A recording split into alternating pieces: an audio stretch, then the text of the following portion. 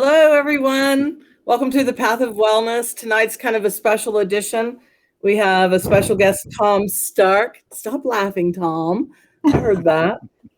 Tom Stark from the recovery communities of New Mexico, also Recovery Santa Fe, Four Corners Detox. There's a lot going on with you. You've got a recovery event plan that we want to talk about. But one of the first things that Militia says you know a lot about that I want to hear about is the recovery history of Recovery Month in New Mexico. I know for a fact because I used to sit in on some of these meetings a few years back that you've been in charge of this for some time.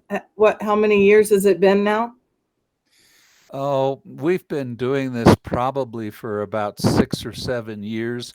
Although, boy, saying in charge of is really overdoing it because one of the things about New Mexico, especially coordinating groups in New Mexico, is you have to really run hard to keep up with everybody Right. because we've got a wonderful, wonderful group of recovery advocates in all our different communities. And our whole recovery communities, it's really just a collaboration. It's not a organization or a program. We just pull everybody together, we exchange lessons learned. But it's been 7 or 8 years. It sort of grew out of something called recovery oriented systems of care. Hmm. And we just yeah, Santa Fe is going to have their eighth annual rally for recovery. I think Albuquerque's having their seventh. Some other communities like Las Cruces is having their sixth. But we've really been able to sustain this just by supporting each other.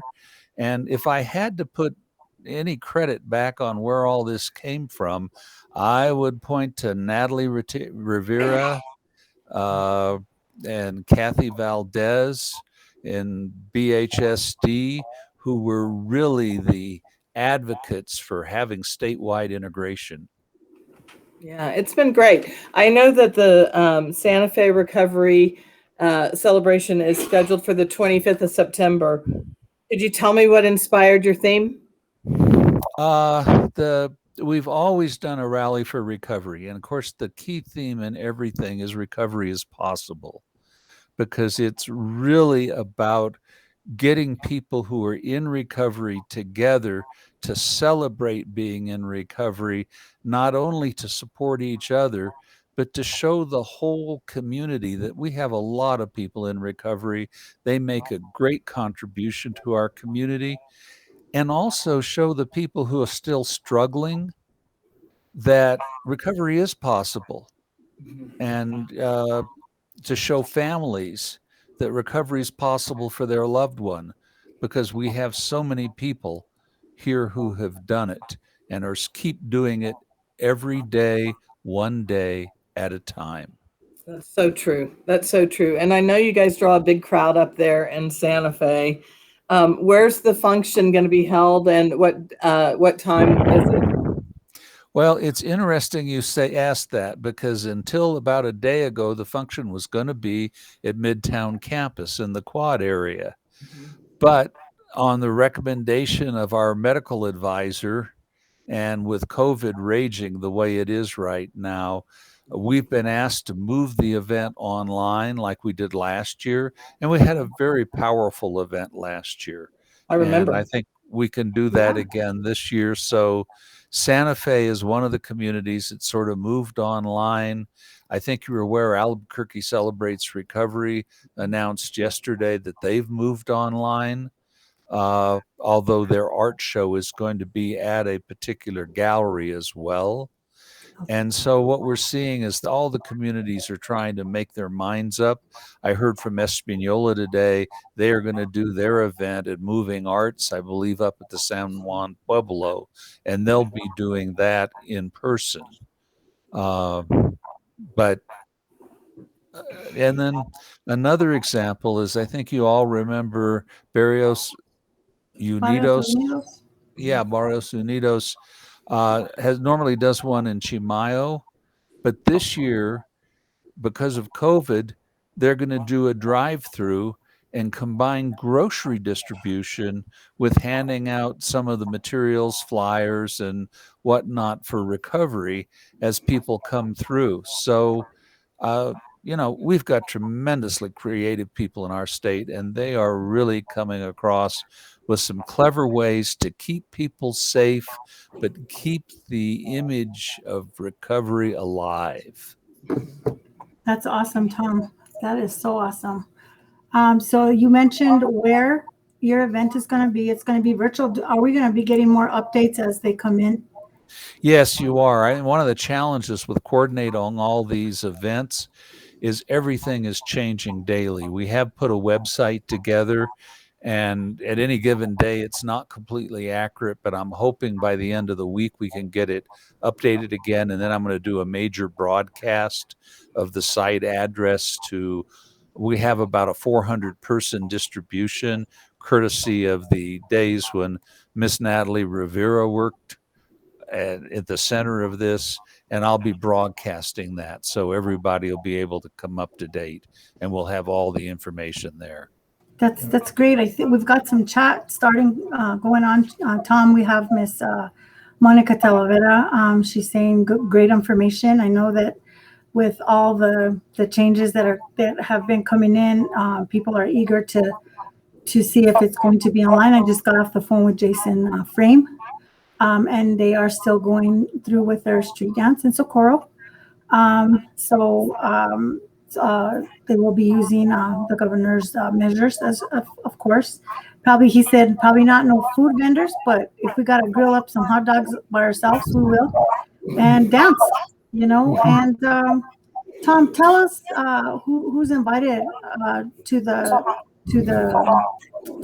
event, and I'm sure that when it goes virtual and the links start coming out, they'll children.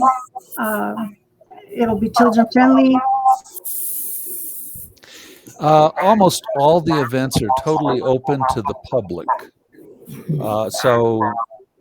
And we'll have flyers out on each one of them.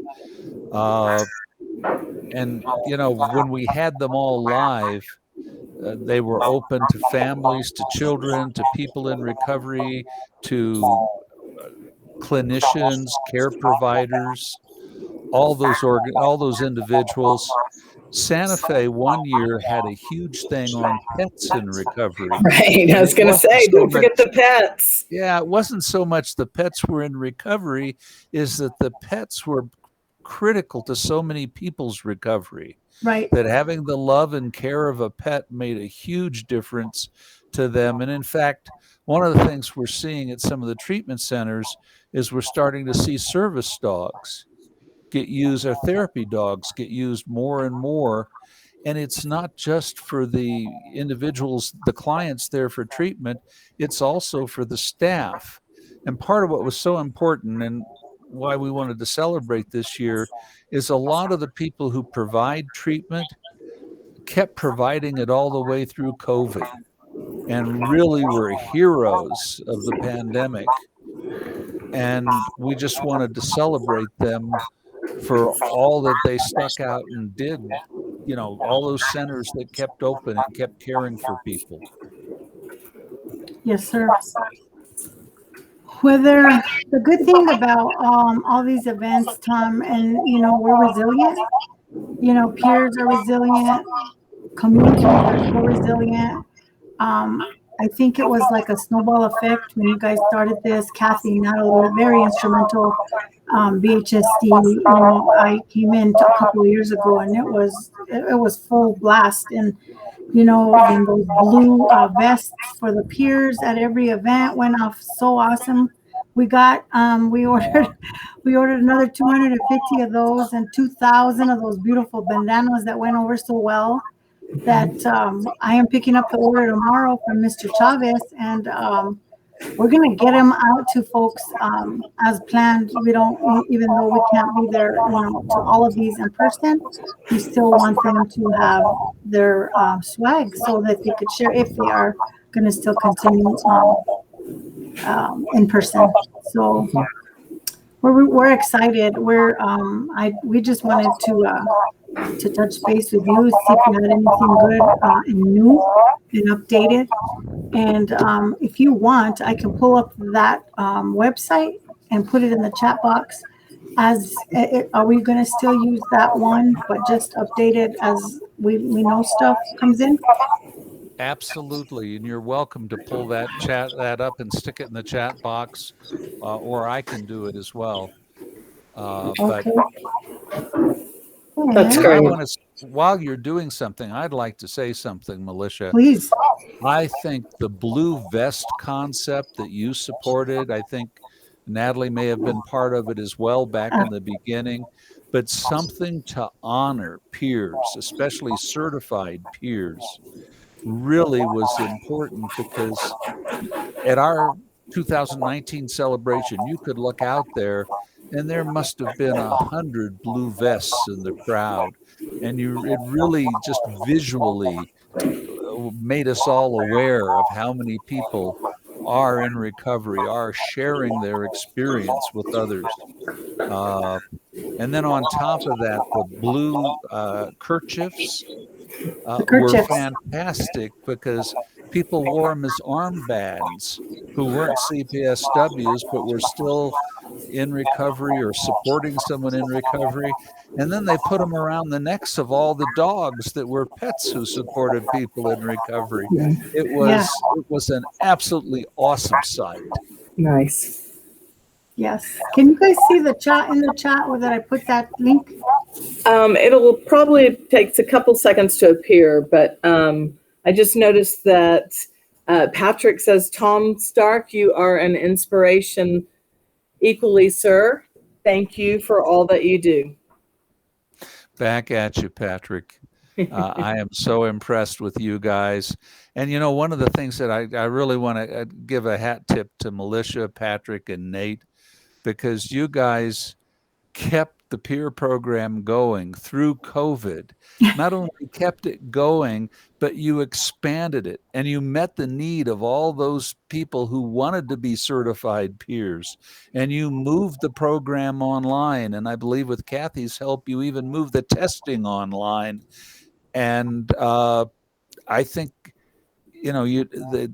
you changed the effectiveness of that program so much more for the good, and it's serving so many more people. That, we're going to look back at COVID and suddenly realize that, horrible as it's been, there are a lot of people who rose to the challenge and did magnificent things. I agree. Yes, we've been going strong monthly because of COVID. The virtual learning has not stopped. In fact, we're in a midst right now of a class of 28 and 2 trainers and 1 observer, and my voice is not that great. I've been I don't know what's going on, but we're very proud that we were able to do that. And also off the subject a little bit, we are going into the Department of Corrections in Springer. In a couple more weeks, we are vetting some females this round, and we will have 2 trainers also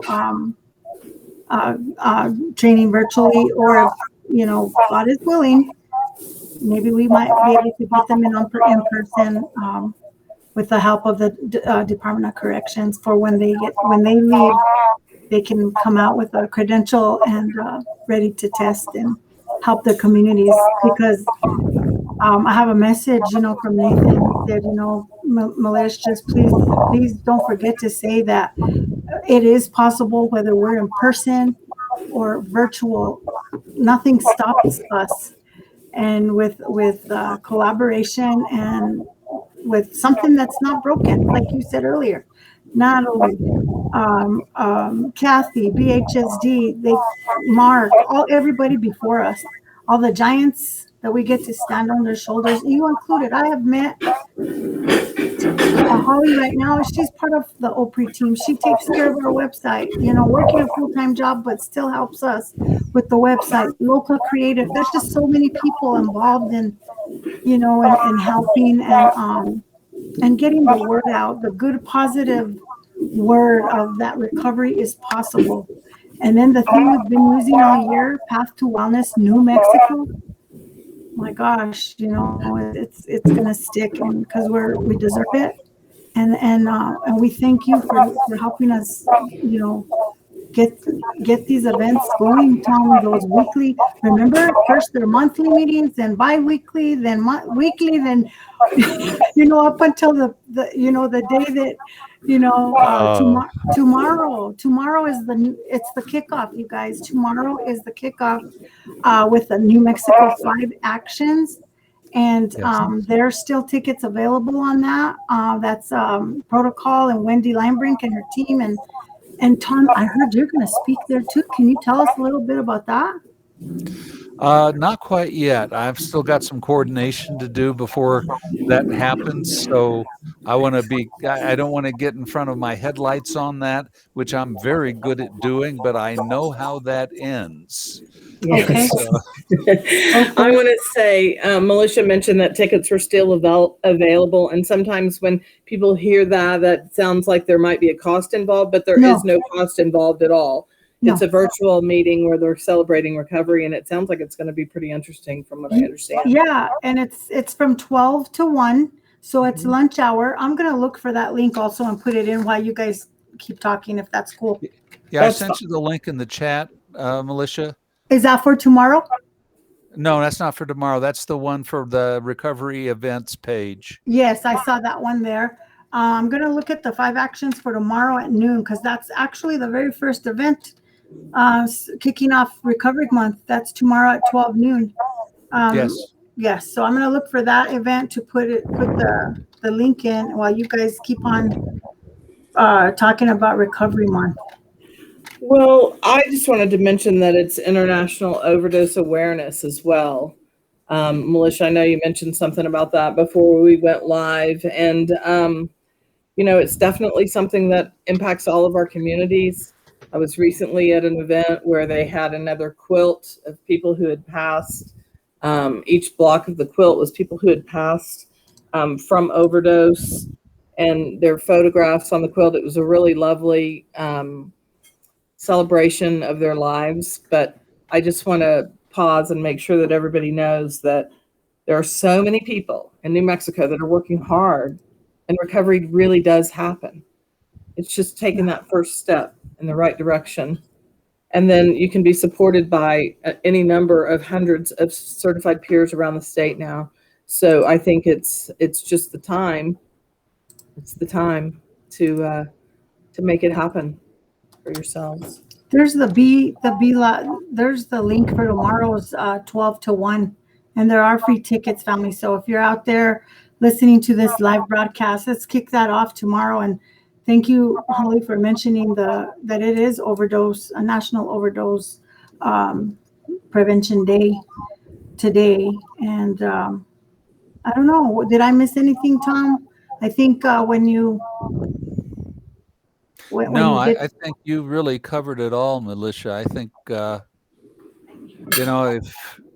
if I had anything to say, it's just we have so much to be grateful for here in New Mexico in the recovery movement.